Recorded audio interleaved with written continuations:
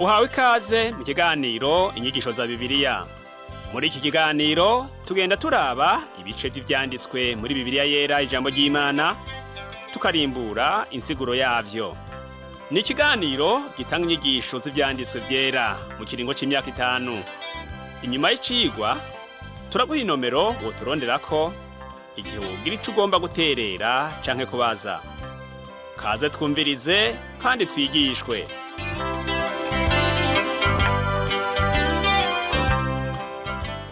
Nshuti nawe mugenzi uri kuratwumviriza, ndakuramukije amahoro y'umwami wacu Yesu Kristo abane nawe. Uri kumwe kandi na Pastor Samuel Nsabimbona sanzwe ndakigushikiriza.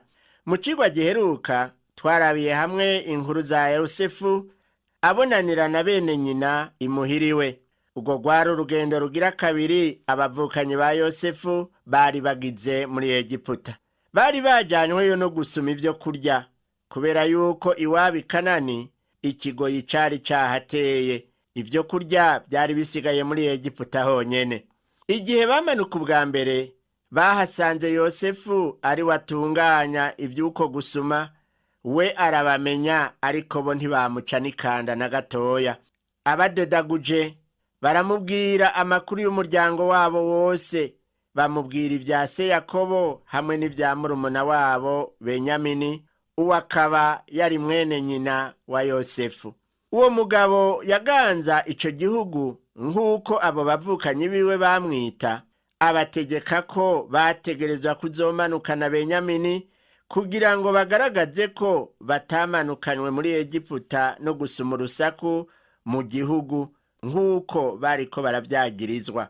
Simeyoni yaciye afatwa nk'ingwati, aboherwa muri Egiputa kugeza Benyamini amanutse. Ntivyabaye ivyoroshe kuri Yakobo kwemera kurekura Benyamini, umuhungu we w'umuhererezi kandi uwo yavyaranye na Rakeri, ngo amureke amanukane na bene se. Bamwibukije ukuzimangana kwa Yosefu mukuru we, bikaba vyari bigeretse kuri Simeyoni nawe yari yasigaye muri Egiputa aboshwe. Ikigoyi carushirijeho kuba cishi mu gihugu. Se arababwira ati, ehe nimusubireyo mudusumire utwo kurya. Yakobo rero yariko arabona yuko badasubiye muri Egiputa bazohava bapfa bose n'inzara. Yuda aramwishura ati, wa mugabo yararahiye ararengwa, avuga ko tutazomugaruka mu maso tutajanye na murumuna wacu.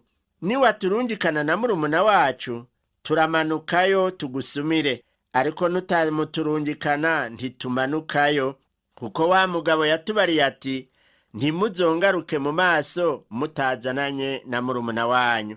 Wa mugabo, uko niko bamuvuga abo bahungu ba Yakobo. Ariko uwo bariko baravuga ni murumuna wabo Yosefu, ariko bo ntibari bamumenye naho wewe yari yabamenye. Wewe yari yababwiye ico kubwirizwa gukora, yuko bategerezwa kumanukana murumuna wabo Benyamini. Ariko naho kumurekura ngo agende vyabaye ingorane ikomeye kuri Yakobo. Benyamini yaratevye ararekugwa, kuko inzara yari guhava ibamara bose.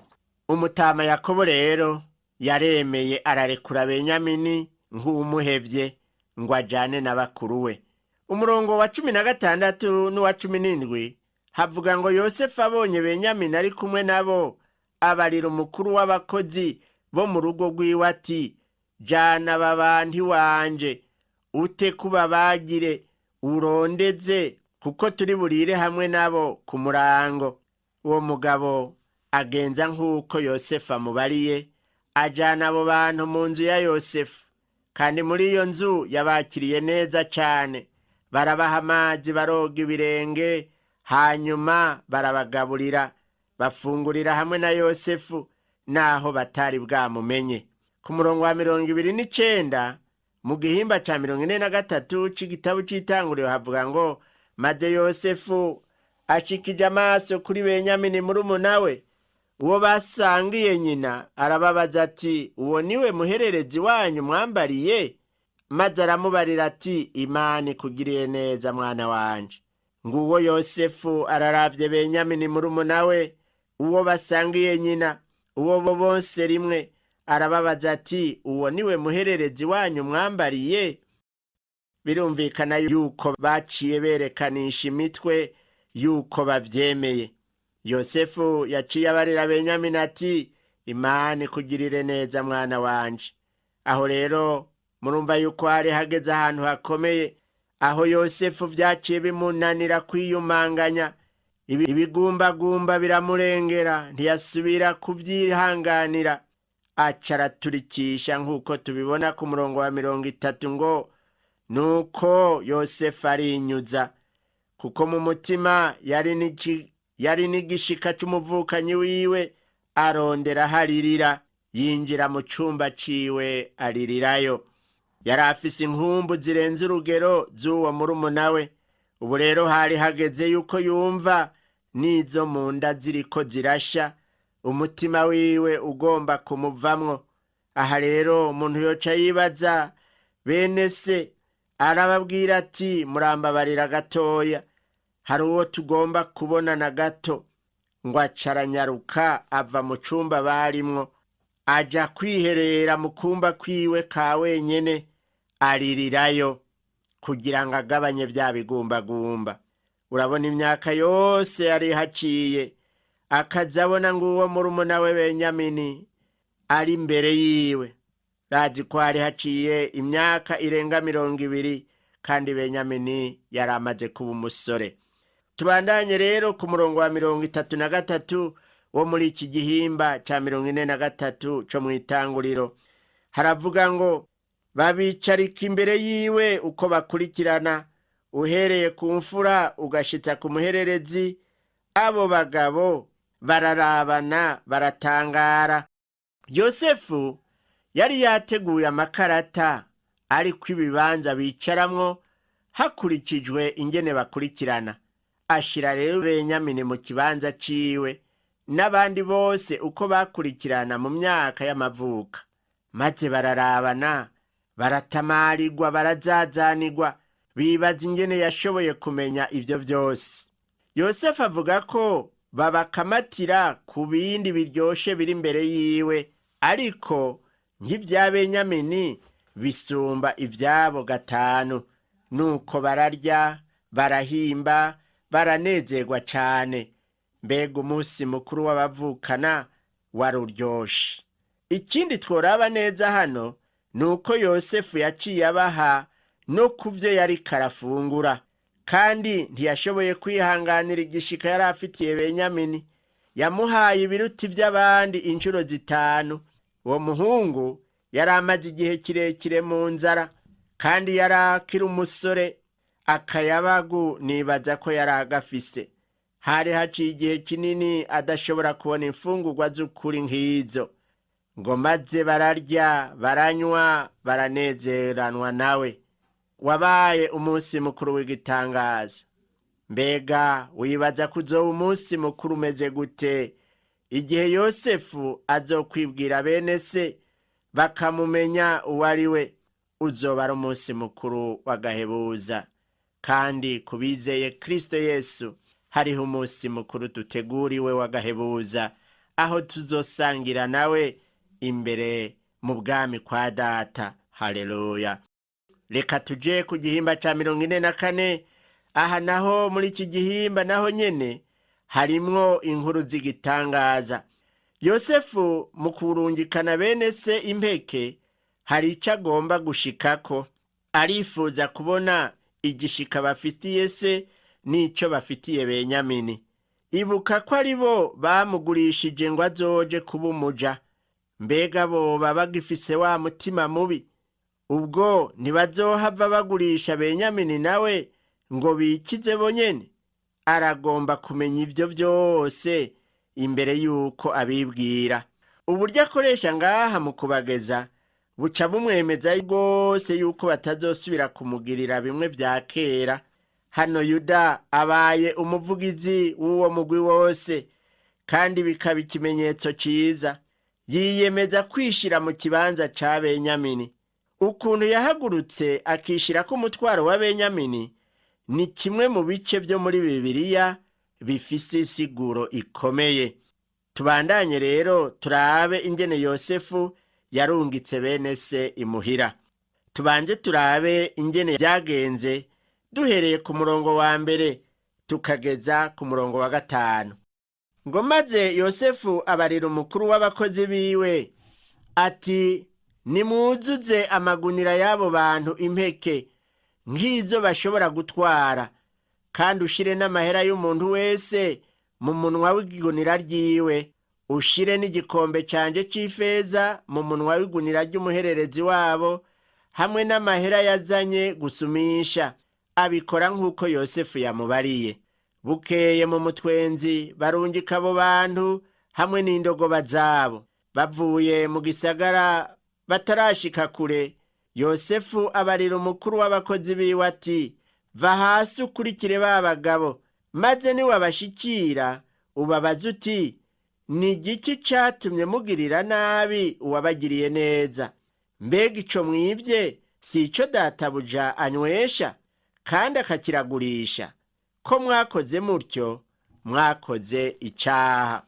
Yosefu amaze kubarungika baciye bigira bagira ngo vyose bimeze neza. Ntibari bazi yuko mwigunira rya Benyamini hari mw'ico gikombe. Ariko wa mukozi wa Yosefu abakurikira zicaza kubabwira nk'uko yatumwe. Ba bagabo batarashika kure baza babona igitero kinini c'abantu babakurikiye babagiriza ko bivye igikombe ca Yosefu. Umurongo wa 6 n'uw'indwi haravuga ngo, arabashikira arababarira ayo majambo. Baramwishura bati, databuja, utewe n'iki kutubarira bene ivyo? Biragahera abasavyi bawe ko twokora nk'ivyo. Kandi mwibuke mbere ko uwo mubwiriza uwo mukozi wa Yosefu yavuze ati, Yosefu ico gikombe ni gikombe aragurisha. Ubu ko Yosefu yari umuvugishwa, yashobora guhishurirwa akavuga ibizoba muri kazoza. Ivyo vyari ivy'ukuri. Yasobanuye indoto z'umuteretsi mukuru, asobanura n'iz'umucumvyi wo kwa Farawo, mbere n'iza Farawo nazo yarazisobanuye. Mbega yoba yarakoresheje ico gikombe kugira ngo abishobore? Dutegerezwa gutahura yuko ukuvugishwa kwiwe yari ingabire yahawe n'Imana. Eka mbere noneho ico gikombe ntiyari bwakironke kuko yari mw'ibohero, kandi yayimuhaye n'ibi vyahishuwe bitarandikwa. Ntidukeneye kubanza gufata igikombe canke gukoresha ibindi bimenyetso ngo ingabire ikore. Ivyo vyose ni vyerekana gusa intege nke mu vy'impwemu uwu munsi. Yosefu yari afise ingabire yavuye ku Mana, atari yokoreshwa biciye mu gikombe. Ku murongo w'8 n'uw'9 turasoma ngo, erega amahera twasanze mu minwa y'amagunira yacu twarayakugarukaniye tuyakuye mu gihugu c'i Kanani. None twoshobora dute kwiba ifeza canke inzahabu vyo mu nzu ya shobuja? Uwo wokibonana wese muri twebwe abasavyi bawe akwiye gupfa, natwe duhinduka abaja ba shobuja. Mbega urubanza rukomeye bari biciriye, ntigwari goroshe na gatoya. Ariko reka turabe uko bivuga. Nguwo wese wokibonana muri twebwe abasavyi bawe akwiye gupfa, natwe duhinduka abaja ba shobuja. Bari bizeye badakekeranya yuko atanumwe muri bo yoba afise ico gikombe. Turabe ingene ico gikombe bagisanze mw'igunira rya Benyamini. Kuva ku murongo wa 10 kugeza ku wa 12 haravuga ngo, arabishura ati, nuko rero birakora bibe nk'uko mubivuze. Uwo kiza kuboneka ko niwe azohinduka umuja wanje, namwe abandi muzoba mweze. Baca bakura amagunira yabo ku ndogoba n'ingoga, bayashira hasi. Umuntu wese atekurura igunira ryiwe. Arasaka ahera kuw'imfura ashitsa ku muhererezi. Ca gikombe kiboneka mw'igunira rya Benyamini. Umurongo wa 13 nawo tuca tubandanya kumva ivyakurikiye. Haravuga ngo baca bitaburirako impuzu zabo, umuntu wese asubiza ibintu vyiwe ku ndogoba, basubira mu gisagara. Mbega inkuru y'umubabaro yari ibaye! Ngabo basubiye mu gisagara, kandi Benyamini bamuvuze ko akwiye gupfa kuko ariwe basanze igikombe mu igunira ryiwe. Baca bitabagurirako impuzu zabo, baciye bahinda agashitsi, baca barahindukira basubira inyuma. Emwe nta kuntu bari gusubira kubandanya imuhira batajanye Benyamini. Nivyo bari bagiye basezeraniye se, n'agahinda bari bamubonanye. Baca baragenda bongera kwikubita hasi imbere ya Yosefu, n'umubabaro mwinshi imbere n'agahinda kenshi. Murongo wa 14 n'uwa 15 dusoma ngo nuko Yuda n'abagenzi biwe bashika kwa Yosefu, basanga ari hakiri, baca bamwitembagaza imbere. Yosefu arababaza ati, mbega ibi mwakoze n'ibiki? Ntimuzi yuko umuntu ameze nkanje ashobora gupfumura koko? Ayo n'amajambo Yosefu yababwiye. Yari amajambo akomeye, ariko yari kayabwira abantu bihebuye, abantu bumva yuko batsinzwe n'urubanza, baguye mu mutego batari biteze. Reka turabe ivyakurikiye, ingene Yuda yaciye asaba ko ari we yocungura Benyamini. Igihano Benyamini yari guhabwa ngo kije kuri Yuda. Uwo mugabo Yuda aca aremanga ashira imbere ubushinga ntahe bwiwe. Twokwibuka ko Umukiza yahavuye yamuka mu muryango wa Yuda, Imana ishimwe. Ako kanya aserukira abantu, afata ijambo aravuga ibintu vy'igitangaza, asaba ikigongwe imbere y'abantu bose, aremera yuko ivyo vyose kugira ngo bize birabashikira ari kubera icaha kiriko kirabakurikirana. Umurongo wa 16 n'uwa 17 haravuga ngo Yuda aramwishura ati, none twovuga iki ga databuja? Canke twokwishura iki? Canke twokwiregura dute? Imana yamenye ibigabitanyo vy'abasavyi bawe. Ehe tubaye abaja bawe databuja, twe n'uwo igikombe kibonetseko. Aramwishura ati, biragahera ko nokora gutyo. Uw'igikombe kibonetseko niwe azoba umuja wanje, ariko mweho nimwigire muduge kwa so amahoro. Aho rero Yosefu yagomba yongera araba urukundo bari bafitiye murumuna wabo. Wari umunzane ariko arabashirako ngo arabe yuko ka gatima k'ubukoko koba kakiri muri bo. Ati, Benyamini niwe ategerezwa gusigara kuko niwe yabonetse kwicaha. Aribuka ingene bigeze kumugurisha ngo azoje kuba umuja. None aravuga ati, nimusige Benyamini muduga amahoro kuko niwe ari mu makosa. Reka rero twumve ingene Yuda yavyifashemwo nk'uko tubibona ku murongo wa 18. Ngo maze Yuda aramwegera aramubarira ati, databuja, nyemerera ndagusaba ijambo mvuga. Ntumpambarire jewe umusavyi wawe, kuko umeze nka Farawo. Murabona ubutegetsi Yosefu yari afise muri Egiputa bwari ubudasanzwe. Ku murongo wa 19 kugeza ku wa 29 haravuga amajambo akomeye. Avuga ngo, erega databuja, ni wewe watubajije uti, muracafise so? Canke hari uwundi muvukana? Natwe turakwishura databuja ko dufise data w'umutama, kandi hariho n'uwundi muhungu yavyaye ashaje, nawe mukuru we yarapfuye. None ni wasigaye ari kinege mu nda ya nyina, kandi se aramukunda cane. Nawe uratubarira abasavyi bawe uti, muramunzanira ndamurabe. Natwe turakubarira databuja ko bitoshoboka ko uwo muhungu atandukana na se, kuko hamwe botandukana se yopfa. Nawe uratubwira twebwe abasavyi bawe uti umuhererezi wanyu nimutamumanukana ntimuzosubira kungaruka mu maso. Nuko tuduze dushikiriye data umusavyi wawe, tumubarira amajambo yawe databuja. Hanyuma data atubariye ati, subira mugende mudusumire utwo kurya.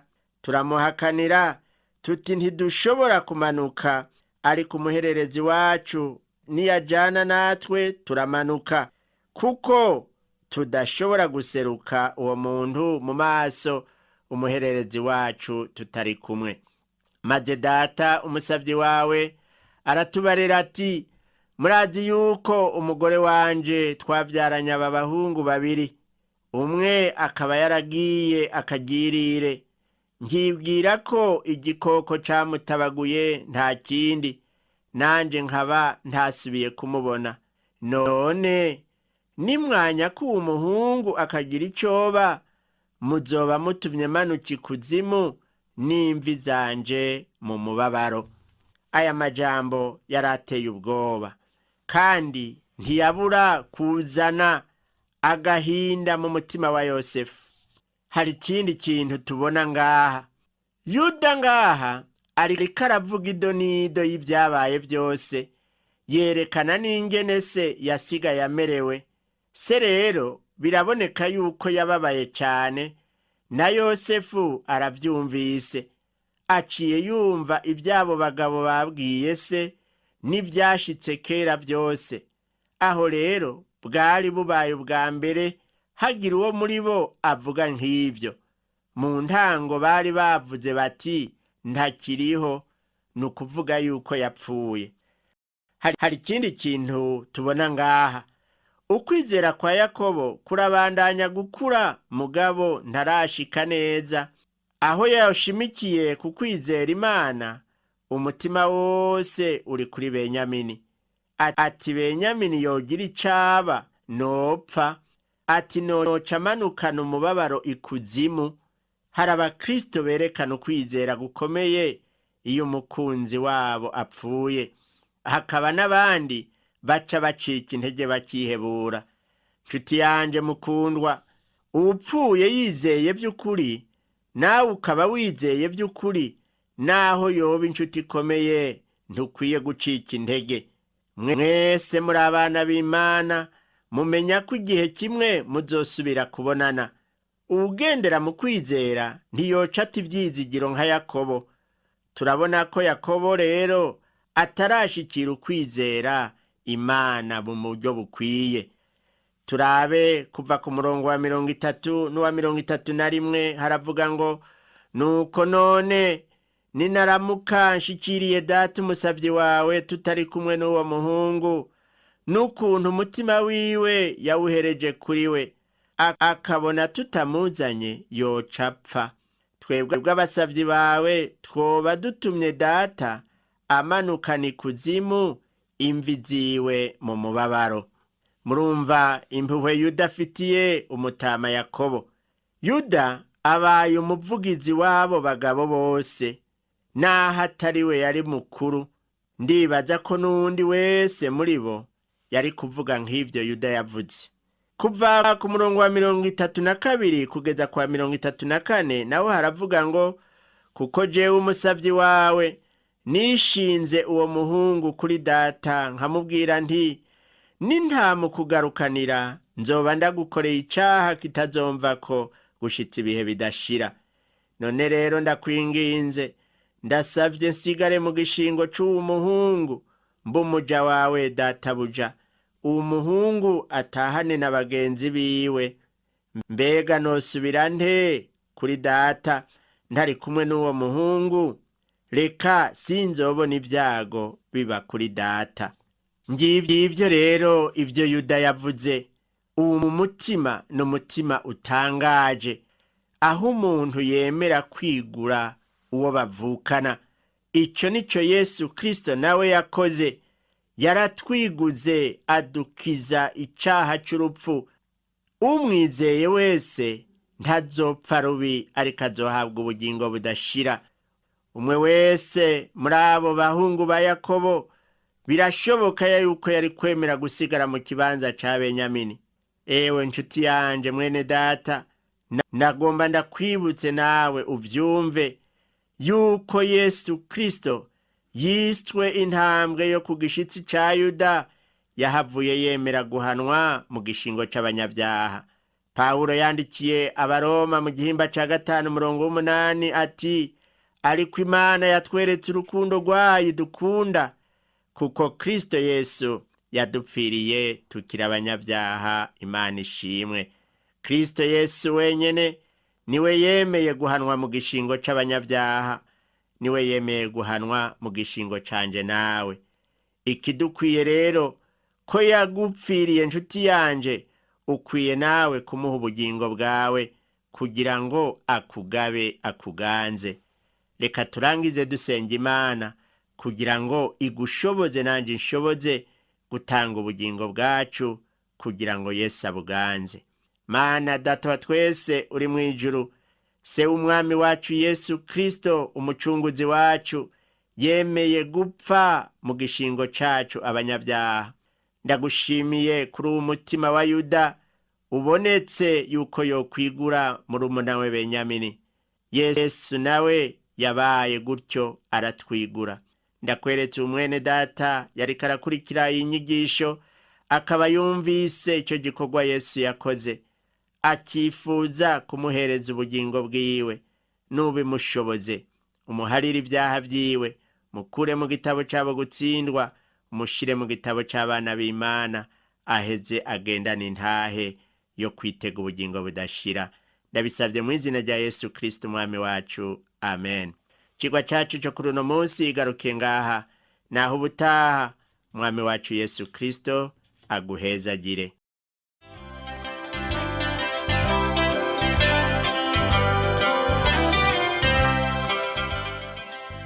Wakoze kumviriza icigwa c'ijambo ry'Imana c'uyu munsi. Ushobora kumviriza n'ibindi biganiro by'inyigisho za Bibiliya canke ukabikwega kuri uru rubuga rwa interinete rukurikira: http utuburungu tubiri uturongo tubiri duhengetse ttb akaburungu twr org. Ushobora kumviriza ikiganiro cyo muri iyi ndwi canke ugafyonda ahanditswe ngo rondera ukurikije itariki kugira ngo wumvirize ikiganiro camaze kurengana. Ushobora no gufyonda ahanditswe ngo rondera ukurikije ivyanditswe kugira ngo wumve ibiri muri ico gice c'ivyanditswe vyera ugomba. Ufise ico wunganira canke ubaza, twandikire. Email ni twr@gmail.com. Ushobora kandi kudusanga kuri Facebook yitwa TWR Burundi. Ushobora no kutwakura kuri iyi telefone yo mu biro. Inomero ni 22 24 26 57 mu masaha y'akazi. Canke kuri telefone ngendanwa, inomero ni 69 67 12 77 79 74 19 93. Udusanga kandi kuri Whatsapp, nimero ni 79 38 71 99. Yesu aguhezagire.